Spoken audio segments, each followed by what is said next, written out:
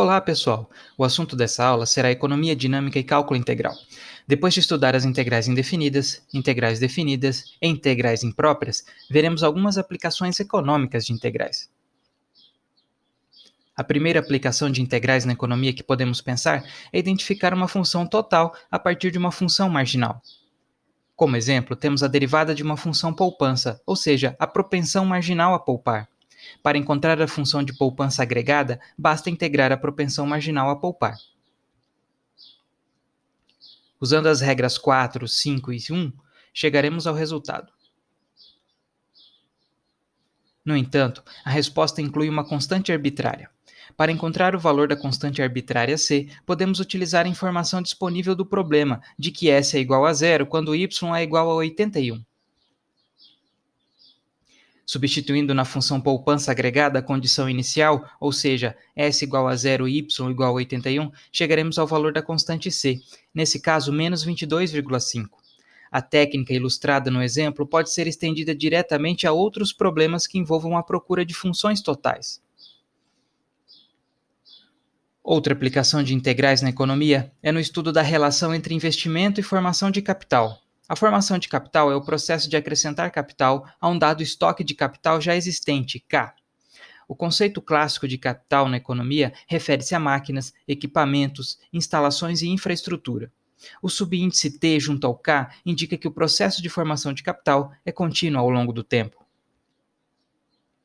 Segundo a teoria econômica, a formação de capital em uma economia depende do volume de investimento líquido, ou seja, o investimento que supera o investimento necessário para manter o estoque de capital constante.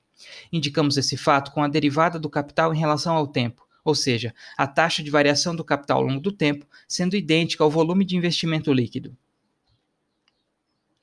Às vezes, o conceito de investimento bruto, IG, é usado juntamente com o de investimento líquido, I, em um modelo, sendo IG igual a I mais ΔK, onde ΔK representa a taxa de depreciação do capital, e ΔK é a taxa de investimento de reposição, ou seja, o investimento necessário para manter o estoque de capital K constante. Portanto, se quisermos conhecer a trajetória do estoque de capital de uma economia, podemos integrar a função de investimento líquido, ou a derivada do capital. Vejamos um exemplo. O investimento líquido em uma economia é de $1.000 por ano. Qual será a acumulação de capital em um ano? Integrando o investimento 1.000 em relação ao tempo e depois resolvendo a integral definida, chegaremos ao resultado de que a economia acumula $1.000 em capital por ano. Esse exemplo é simples porque a taxa de investimento líquida é fixa. Outra aplicação de integrais na economia é no cálculo do valor presente ou do desconto. É muito comum calcularmos o valor hoje de um pagamento futuro ou de um recebível futuro. A fórmula de cálculo leva em consideração o valor futuro V, a taxa de juros ou de desconto R ou I e o tempo T. Para juros simples com capitalização discreta, ou seja, os juros incidem uma vez por período, a fórmula do valor presente A é igual a V vezes 1 mais I elevado a menos T. Para juros compostos com capitalização contínua, a fórmula do valor presente A é igual a V vezes o exponencial de menos RT. No entanto, essas fórmulas são úteis para o caso de apenas um valor futuro. Se tivermos uma série de valores futuros, R, ou seja, um fluxo de caixa que queiramos trazer para o valor presente, podemos simplesmente somar os valores presentes no caso discreto, mas no caso contínuo temos de calcular uma integral definida. Vejamos um exemplo.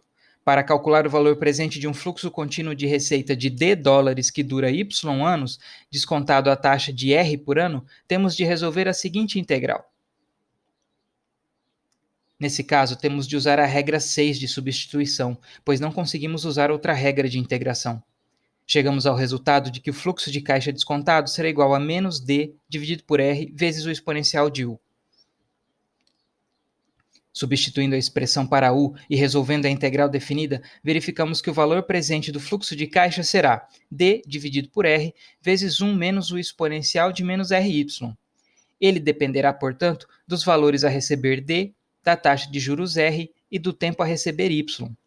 Se o valor a receber for 3.000 por ano, a taxa de juros de 6% ao ano durante 2 anos, o valor presente desse fluxo de caixa será 5.655.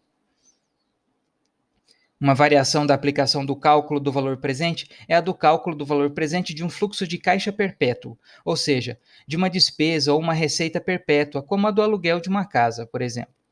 Para isso, bastaria substituir o limite superior de integração pelo operador infinito.